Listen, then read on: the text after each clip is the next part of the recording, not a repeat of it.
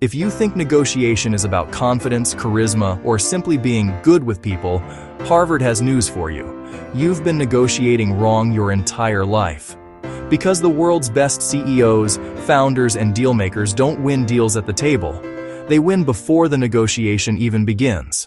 This video breaks down the same strategic negotiation framework taught at Harvard Business School, the one used to close billion-dollar deals, save collapsing partnerships, and build long-term alliances that outlast market cycles. Do you know why this matters? We are entering a world where deals are more global, stakeholders are more complex, trust is harder to build, and information asymmetry is narrowing. In this environment, the people who rise are not the loudest negotiators, but the most strategic. The Harvard program on strategic negotiations deal-making for the long term teaches something counterintuitive. Performance is not a moment.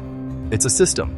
It's the ability to design the process, influence the players, manage psychology, engineer long-term value, and negotiate across cultures long before anyone walks into a boardroom. Harvard calls this the 3 dimensions of negotiation. 1. Effectiveness at the table. 2. Engineering the deal. 3. Designing the negotiation process. And once you understand these 3, your entire career changes. When Mel Robbins interviewed Dr. Alison Wood Brooks, one of Harvard's leading experts on the science of communication, she said something powerful. Most people don't realize that anxiety, uncertainty, and even fear are part of every negotiation. The goal isn't to eliminate them, it's to communicate through them. Because negotiation is not just about what you say.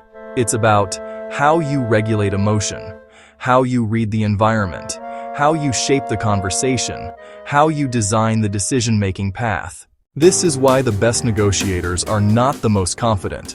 They are the most prepared. This is the Harvard negotiation framework explained. 1. Maximizing effectiveness at the table.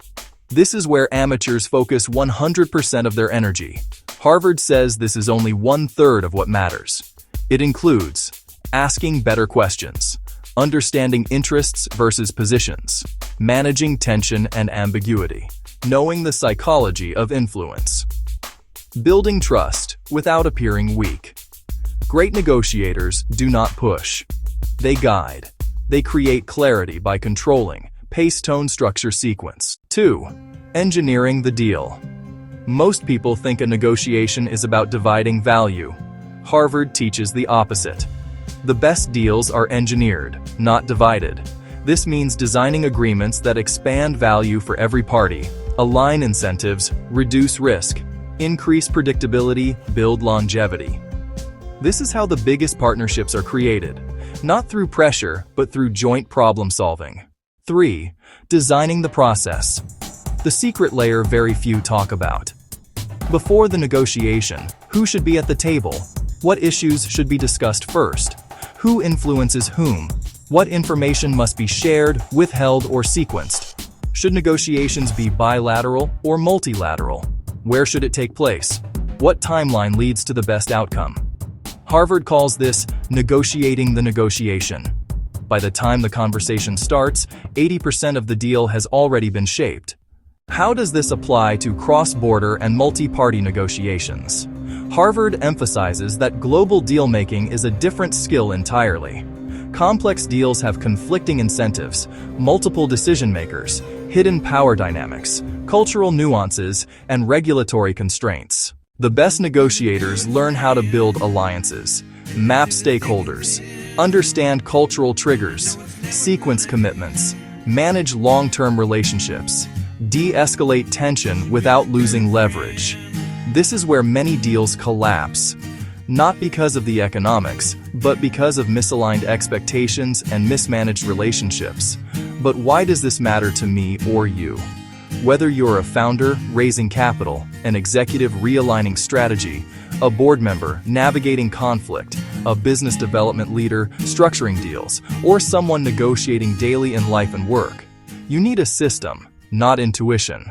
If you master preparation, process design, deal engineering, communication, psychology, long-term stakeholder management, your negotiation outcomes will transform permanently, because the future belongs to leaders who can align interests, manage complexity, and create durable value across cultures and borders. If you found this breakdown useful, subscribe to Strategy Diaries for more high-strategy content on negotiation, leadership, and business decision-making.